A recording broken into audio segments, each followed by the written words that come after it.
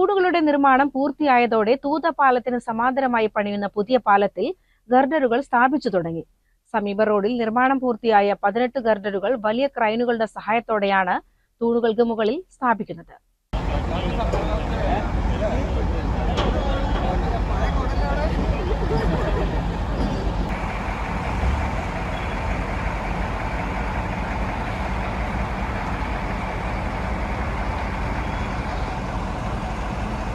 പാലത്തിനടുത്ത് Cherpulassery പാതയോരത്താണ് ഗർഡറുകൾ concrete ചെയ്ത് വച്ചിരിക്കുന്നത്. ഇത് വലിയ വാഹനങ്ങളിൽ പുഴയിൽ ഇറക്കി ക്രെയിനുകളുടെ സഹായത്തോടെ നിർമ്മാണം പൂർത്തീകരിച്ച 6 തൂണുകളിൽ സ്ഥാപിക്കുന്ന പ്രവൃത്തിയാണ് ആരംഭിച്ചത്.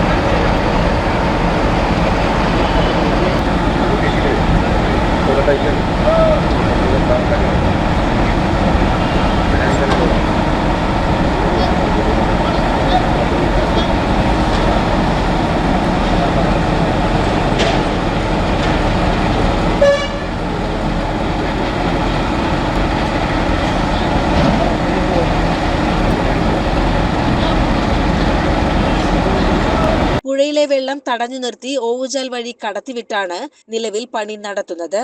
ഗർഡറുകൾ സ്ഥാപിക്കൽ പൂർത്തിയാക്കിയതിനു ശേഷം കോൺക്രീറ്റ് പ്രവൃത്തിയും ടാറിംഗ് പ്രവൃത്തിയും നടത്തും. ശേഷം ഇരുപാലങ്ങളിലുമായി ഗതാഗതം ക്രമീകരിക്കും. ജനുവരി അവസാനത്തോടെ പാലം നിർമ്മാണം പൂർത്തിയാകുമെന്നും ഫെബ്രുവരി അവസാനം വാഹന ഗതാഗതത്തിന് തുറന്നുകൊടുക്കാൻ കഴിയുമെന്നുമാണ് ബന്ധപ്പെട്ടവരുടെ പ്രതീക്ഷ. 2025 ഫെബ്രുവരിയിലാണ് പാല നിർമ്മാണം തുടങ്ങിയത്. മഴ പെയ്ത് പുഴയിൽ വെള്ളം കൂടിയതോടെ മെയ് മാസത്തിൽ നിർമ്മാണം താൽക്കാലികമായി നിർത്തിവച്ചു. പുഴയിലെ വെള്ളം കുറഞ്ഞതോടെ ഡിസംബറിലാണ് നിർമ്മാണം പുനരാരംഭിച്ചത്. 6 തൂണുകളിൽ പണിയുന്ന പാലത്തിന് 10 മീറ്റർ വീതിയും 100 മീറ്ററിലധികം നീളവും ഉണ്ടാകും. ഒരു വശത്ത് നടപ്പാതയും ഉണ്ടാകും. റീബിൽഡ് കേരള പദ്ധതിയിൽ ഉൾപ്പെടുത്തി കിഫ്ബി ഫണ്ടിൽ നിന്ന് 364 കോടി രൂപ ചിലവിട്ടുള്ള മുണ്ടൂർ തൂത 4-വരി പാതയുടെ നിർമ്മാണ പ്രവൃത്തികളിൽ ഉൾപ്പെടുത്തിയാണ് മലപ്പുറം, പാലക്കാട് ജില്ലകളെ തമ്മിൽ ബന്ധിപ്പിക്കുന്ന തൂതയിൽ പുതിയ പാലം നിർമ്മിക്കുന്നത്.